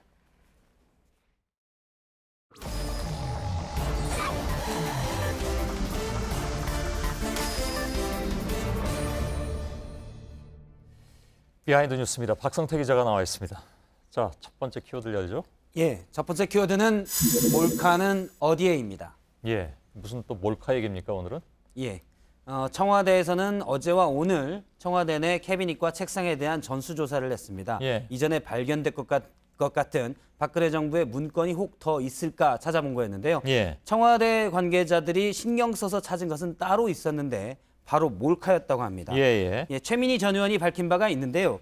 박근혜 정부 초기에 저렇게 몰카 2개를 조달청을 통해서 구입을 했습니다. 시계형 몰카였는데 남성용과 여성용인데 당시에 여성용은 방수도 된다 이런 얘기가 있었습니다. 예. 당시에 청와대에 몰카가 왜 필요하냐라고 해서 논란이 됐었는데 청와대는 당시 연설기록비서관이 대통령 면담 기록을 남기기 위해서 구입했다라고 해명을 한 바 있습니다. 예. 하지만 이 해명이 더 납득이 안 된 것이 대통령의 기록을 남기기 위해서는 간단한 음성 녹음 장치들이 많은데 하필 몰카로 대통령을 찍냐. 그래서 납득이 안 됐고요. 예. 정부 초기에 내부에 권력 암투가 있었고 이를 감시하기 위한 것 아니냐. 이런 해석이 많았습니다. 예. 청와대 관계자는 그런데 이 몰카에 영상도 같이 남기 때문에 국정농단의 핵심 증거들이 있을까 봐 좀 신경 써서 찾았지만 몰카는 못 찾았다고 밝혔습니다. 예. 어제 왜 침대 얘기가 나왔잖아요. 예. 오늘 하루 종일 화제가 되더군요. 근데 그게 이제 창고로 갔다고 했는데 그럼 이 몰카는 그러면 어디로 갔을까요? 예, 찾지 못했으니까 알 수는 없지만요. 예. 먼저 적법한 처리라면 이 몰카도 내용 연수가 9년입니다. 아, 그런가요? 그래서 불용 처분을 하든지 아니면 이 몰카도 대통령 기록 물품도 대통령 기록물에 포함될 수가 있기 때문에 예. 비밀이나 지정 기록물이 돼서 대통령 기록관으로 이관됐을 가능성도 있습니다. 예. 하지만 목록 자체가 봉인이 돼서 역시 확인할 수가 없고요. 지금 문제가 그거죠. 뭐가 기록관으로 갔는지도 모른다는 거잖아요. 그렇습니다. 목록 자체를 당시에 황교안 대행이 지정 기록물에서 볼 수가 없습니다. 철저히 틀어막은 이제 찾으려는 사람 입장에서 보면 그렇습니다. 그런 상황이 됐는데. 하지만 만약 몰카가 정말 몰카의 소용대로 몰카로만 찍어야 된 장면들이 있었다면 이미 무단 폐기됐거나 또는 누군가 시계처럼 차고 나갔을 가능성도 배제할 수는 없습니다. 시계형 몰카니까. 예. 두 번째 키워드는요? 두 번째 키워드는 이 와중에 베니스행입니다. 예. 먼저 사진을 잠깐 보면 충북 청주에 물난리가 났었습니다. 지난 주말에 300mm가 넘는 비가 내렸고 20여 년 만에 물폭탄이었습니다. 지금도 복구 작업이 한창인데 복구가 다 안 됐습니다. 정부에서는 충청북도 몇 개 지역을 특별 재난구역으로 선포하는 것도 검토 중인데요. 그런데 이 와중에 충북도 의회 4명이 저렇게 비행기를 타고 오늘부터 8박 10일 일정으로 프랑스와 이탈리아로 떠났습니다. 명목은 관광 선진국, 문화 선진국의 이해를 넓힌다라는 거지만 그런 목적의 국외 연수지만 물난리의 외유성 출장이냐 비난이 많습니다. 여행 목적은 사실 눈 가리고 아웅이고요. 누가 봐도 속이 빤히 보인다는 정도니까 이거 다 이제 나라 돈으로 가는 거잖아요. 그렇습니다. 계획을 잠깐 보면 소요 나라 경비가 돈이 아니라 사실 정확하게 표현하면 시민들의 세금이죠. 그렇습니다. 시민들이 낸 세금이죠. 소요 경비를 보면 1인당 500만 원씩이 도비로 지원이 됩니다. 근데 이제 도비로 지원이 되고 약 55만 원 정도를 자부담을 하는데 앞서 연수의 연간 사용 한도액이 500만 원이기 때문에 거기까지만 지원을 받는 것으로 보이고요. 일정표를 보면 유명 여행사의 관광 상품 같습니다. 8박 10일 일정인데 파리로 가서 아비뇽, 깐느, 니스, 모나코, 피사의 사탑을 들려서 물의 도시 베니스까지 가서 밀라노를 돌아서 귀국하는 일정입니다. 누가 봐도 관광지네요. 문화 선진국 목적이기 때문에 그럴 수도 있겠다 싶지만 지금 베니스, 물의 도시 베니스 왼쪽이 사진인데요. 오른쪽은 지난 주말 청주의 사진입니다. 예. 물난리가 저렇게 났는데 수상도시를 방문할 때 관광하고 싶은 마음이 있을지 좀 의문이 됩니다. 예. 도민들의 알 권리를 위해서 위원들의 명단을 하나씩 보면 상임위원장은 행정문화위원회인데요. 상임위원장은 김학철 위원장이고요. 박한범, 박봉순, 최병현 위원 이렇게 4명이 오늘 갔습니다. 예. 밑에 이제 이현구 의원은 인천공항까지 갔다가 취소를 하고 돌아왔는데요. 예. 측근에 물어보니까 허리도 좀 아팠고 그다음에 물난리가 갔는데 외유성 출장을 가기엔 좀 마음이 뭐해서 예. 돌아왔다고 합니다. 방금 보여준 명단은 완전히 뭉쳐야 뜬다 명단이군요. 예, 4명이 굳이 표현하자면 떴습니다. 예. 오늘 방송하는 날이기도 합니다. 뭉쳐야 뜬다는. 세 번째 키워드는요? 네, 세 번째 키워드는 철통 검색대입니다. 청와대가 민정수석실 입구에 있던 한 검색대를 지난달에 철거했고 오늘 예. 그 영상을 공개를 했습니다. 영상을 잠깐 보면 청와대 여민관 3층에 민정수석실이 있는데 저 검색대가 2층 계단에 설치가 돼 있었습니다. 예. 그러니까 민정수석실을 오가는 사람들은 모두 검색대를 통과했어야 하는데요. 오늘 새롭게 밝혀진 것 중에 하나가 바로 철제 장비입니다. 예. 검색대 옆에 붙어 있는데 이 철제 장비는 특수 용지가 지나가면 경고음이 울리도록 설치된 장비라고 합니다. 예, 예. 당시 민정수석실에서는 특수 용지로 된 종이만 쓰도록 이렇게 했는데요. 예. 당시 이제 우병우 민정수석 시절인데요.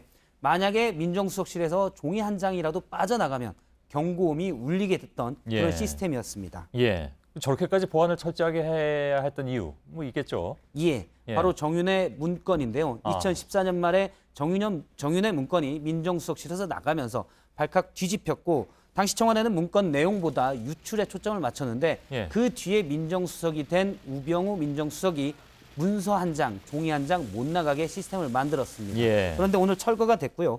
아무래도 저렇게 특수 시스템까지 갖췄으니까 문건은 빠져나가지 못했을 텐데 어쨌든 얼마 전 캐비닛에 쌓여있던 문건이 공개되면서 국정농단 재판의 중요한 증거로 활용될 가능성은 커졌습니다. 예, 알겠습니다.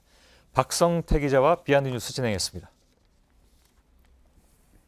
네, 내일 전국이 흐리고 곳곳에 소나기가 예보돼 있습니다. 강원 영동과 남부 지역에는 폭염특보가 이어집니다. 예, 저희들은 내일도 최선을 다하겠습니다. 여러분 고맙습니다.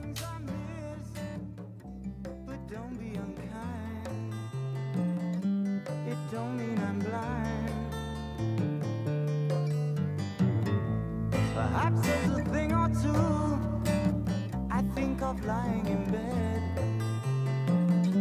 I shouldn't have said but there it is